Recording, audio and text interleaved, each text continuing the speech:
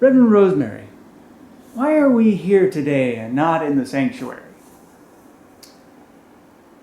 Because we were blessed with an abundance of snow and ice, which is going to make it really hard for most of us to get to UCP in person. So what are we doing instead?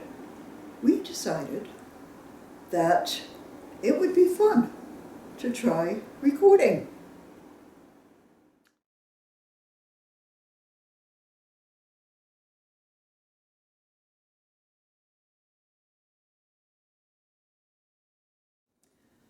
Albert Einstein, always a good person to quote, is quoted as saying, "Everyone who's seriously involved in the pursuit of science becomes convinced that a spirit is manifest in the laws of the universe, a spirit vastly superior to that of humans."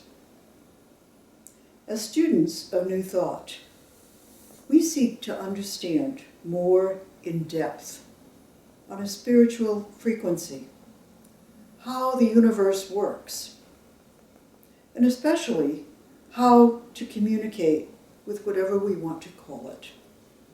Often, people in our culture call it God, but there are many, many, many names by which this energy is known, and all of them are fine. We want to really learn better how to pick up signals, communications from the universe that surrounds us, that we breathe, that is our life. I'm not an avid reader of the Bible, but something about this subject made me think about Moses and the story of the burning bush. And so I looked it up, and yeah, it's really a pretty good analogy for what we're talking about. So I'm going to just read a little bit of it. It's chapter 3 in Exodus, in case you're curious.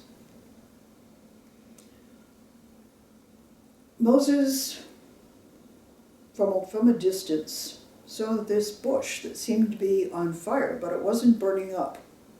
And he was curious. So he walked over, up, around, to look at it more closely. It was as if God had planned to lure him close. Because when Moses got close to the bush, God's voice told him to take off his sandals because he was on sacred ground. I'm sure that got Moses' attention. Then God said to Moses, "I have seen the misery of my people, Israel, and I'm concerned about their suffering. So I've come to rescue them from the hand of the Egyptians and to bring them up out of that land into a good and spacious land, a land flowing with milk and honey. So now, go. I'm sending you to Pharaoh to bring my people, the Israelites, out of Egypt." I can kind of relate to how Moses might have felt, because there have been times when I've thought the universe might be telling me to do something that I've found rather intimidating. And indeed, Moses said to God, "Who am I that I should go to Pharaoh and bring the Israelites out of Egypt?" And God said, "I'll be with you." So Moses thought about that, and then he said to God, "Suppose I go to the Israelites and say to them, 'The God of your fathers has sent me to you,' and they ask me, 'What's his name?' Then what do I tell them?" And God said to Moses, the final word, "I am who I am." This is what you're to say to the Israelites. "I am has sent you. This is my name forever, the name you shall call me from generation to generation. End quote. Most of us know at least a little bit about the balance of the story, how Moses does indeed lead Israelites out of Egypt toward the Promised Land, a journey that lasted for over a generation, for decades. How I Am spectacularly parted the Red Sea and let the Israelites pass through, and then released the waves and drowned all the pursuers. How I Am fed the Israelites abundantly for decades with food, free food from heaven, all they could eat. In this story, God exercised amazing power and bestowed enormous abundance on those who were willing to trust and believe and act. That's the universe. The universe is always in that mode. Do you think that all of the Israelites got it? Somehow, I can imagine that there were a whole bunch of them that probably gave up, especially before the Red Sea, and went back to Egypt, into slavery. I think God was pretty smart to let them go through the Red Sea and then close it up again. That made it impossible to go back. As I imagine the people on that journey for all those years, people died and were buried along the way. People were born. The young leaders who started the journey were old men by the time they approached the Promised Land. Like us, they had a lot of learning to do before they became able to experience the full abundance that was there for them all their lives. That story, as I reread it, made me think about how the universe communicates. It's invisible. And unless we're tuned in, we don't even know that we're being communicated with. I somehow suspect that if Moses hadn't been lured in by that amazing burning bush and then told he was on sacred ground, he probably wouldn't have heard God's voice because he wouldn't have been paying attention and he wouldn't have expected it. He wouldn't have been tuned in. We're now learning, in addition to Einstein's perception of there is an amazing power all around us, we're now learning even more about how the universe works through the explorations of science, which is now telling us that there are multiple,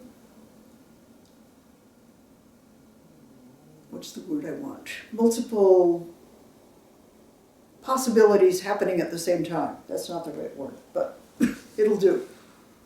And all of them are true. All of them are possible. And we experience whichever one we pick up, whichever one we're ready to pick up. And so the thought has come to me that hearing God, attuning to Spirit, perceiving the communications of the universe is kind of like having a radio, if you will. There are all these radio frequencies all over the place. They're crisscrossing, they're just everywhere. But we don't usually know it unless we're tuning in. When radio first became commercialized in the 1920s, the early 20s, there were broadcast stations, one broadcast station in a rural town. And that was where all the good musicians went to play and everybody wanted to hear them. But radios cost a lot of money and you had to be really smart to put your own together. And people learned from each other that if they went out into the field and put their ear next to a strand of barbed wire, they could actually hear the music coming from the radio transmitter in the nearest town. Whoa! Lots of people did it, and they remembered it well. In the 1950s, early 1950s, I got my first portable radio. It was this big, miniaturization. It was a piece of junk. It cost very little, and if I tuned the volume up all the way, I could go through the whole spectrum and get static, except that faintly in the middle of the dial, I could hear sort of what was coming out of our main local radio station. A great novelty value. It got boring. And then when you think of today, radio frequencies are used with Wi-Fi and are bounced off of satellites. And I can sit down with a satellite transmission here in Chapel Hill and hear a perfect rendition of the Berlin Philharmonic Orchestra playing in Berlin. What a difference. We have become way more skilled at receiving the transmissions that we want. Over the years, I think about the God I was aware of as a teenager. I had to be perfect, or I was going to hell, because God would be displeased with me. That's not how I perceive God anymore. Why? Because over time, I've actually kind of expanded the bandwidth, the range of information that I can tune into. So, as that has happened, my perception of God has changed. My radio receiver, if you will, my spiritual radio receiver has gotten better. And yes, it still has a long way to go, and I know it.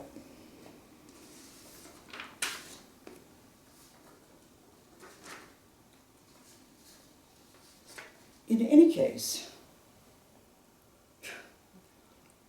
since I intended in church, in the service, to talk about messages transmitted invisibly, I find it amazingly synchronous that because we can't really negotiate the roads very well, we're broadcasting this talk instead of you coming to hear it in person.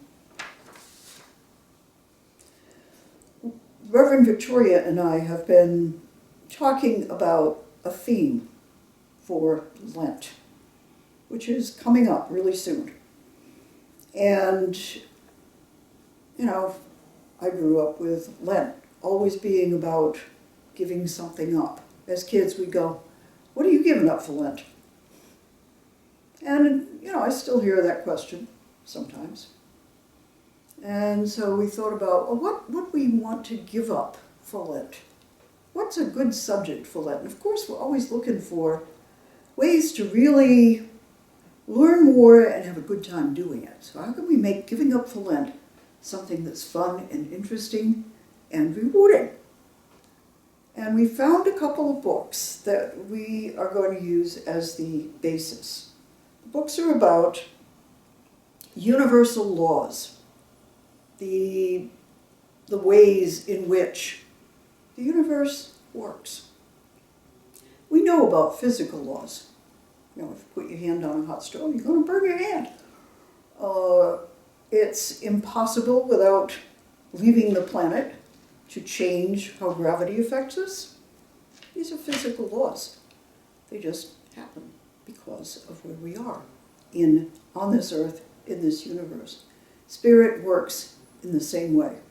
There are many, many laws of the universe. And the more I find, the more we recognize them, the more we understand how they're working in our life, what they're communicating to us in our life, the better we can use them to tune in, to become a channel, a better channel for what Spirit is communicating to the earth. And maybe even to begin to learn how to be a transmission tower and pass the message along. And so, as we thought about it, we realized, okay, the reason we don't receive all the possible communications is we don't expect to, we don't believe it. We all have our own beliefs based on what we have experienced, or what we've experienced vicariously through the stories of others in this life. And those are physical stories, by and large. And the physical perceptions really obscure spiritual perceptions. There's two different levels, or many different levels, perhaps, of tuning in. And what makes it hard to actually experience what we envision spiritually is that we've got these experiences that are telling us, yeah, that doesn't happen that way. Our beliefs aren't open enough to let us say to ourselves, well, okay, this is what I'm envisioning. It's waiting for me. It's happening. It's ready now. I'm ready now. Let's go. And so we figured, okay, why don't we say that we're giving up limiting beliefs for Lent. And during the next 7 or 8 Sundays, in our talks, we plan to highlight a universal truth in each talk. And these books, E Squared and E Cubed by Pam Grout, they came out in 2013, 2014, and they have experiments in them with time frames and specific thoughts and the opportunity to report on what our experience was when we did the experiment. I have no idea what we are going to experience, but I know other Course in Miracles and New Thought groups have played with these experiments and have been quite impressed. So we're going to propose an experiment each week, give you the directions for it, ask you to do it, and give you a little framework to get back to us and let us know, what did you experience? And I have a feeling that as we look at or hear the experiences that different people had, we'll draw conclusions. And I have a feeling we're going to be pleasantly amazed. So that's our Lenten theme. And the first law that we plan to work with is that there is a loving, abundant, totally aware and responsive field of energy all around and in us. What Einstein said. In other words, Spirit is always in broadcast mode.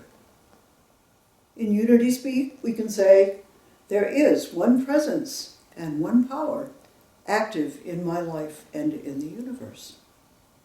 We just need to tune into it. We're going to intentionally tune in. We're not going to challenge ourselves too much at the beginning.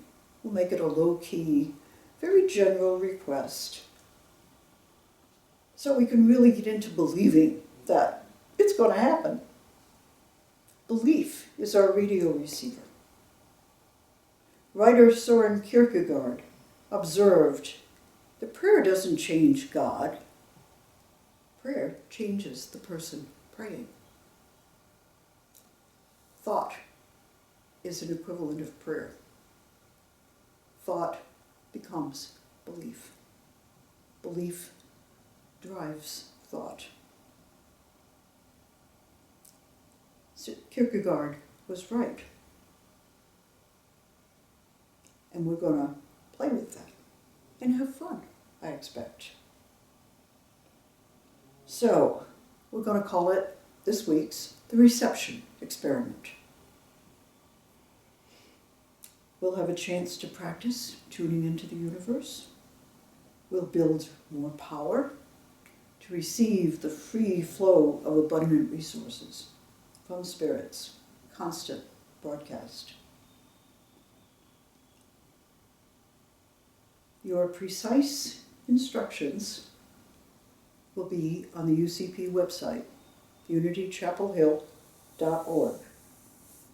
So, Reverend Victoria and I invite you to please join in this experiment and invite others that you think might have fun doing it too. The more, the better.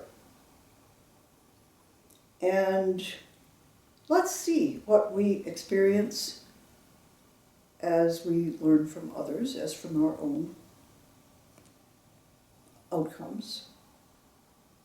And practice getting out of our own way as receivers of the divine broadcast. And so it is.